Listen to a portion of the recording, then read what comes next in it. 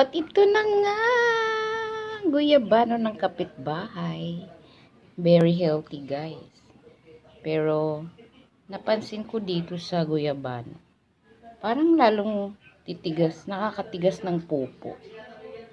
At ito na nga yung aking alaga. Naglaway pa yata sa avocado. Ay, guyabano. Puti! Naglaway. Nakalabas yung dila. Ayan, oh. Labas ang dila, ah. Ka-cute-cute naman yan. Ay, ay, ay, ay. Nagikab-hikab pa. So, yan.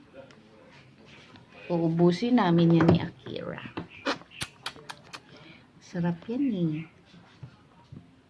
Mukbang tayo ng guyabano. Ingat-ingat lang kasi copyright na ito eh. Baka may robot.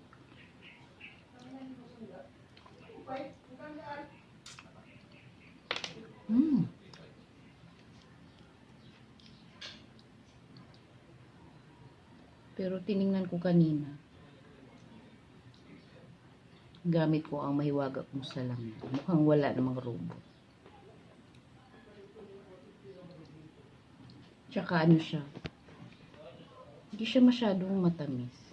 Mga asim na ano.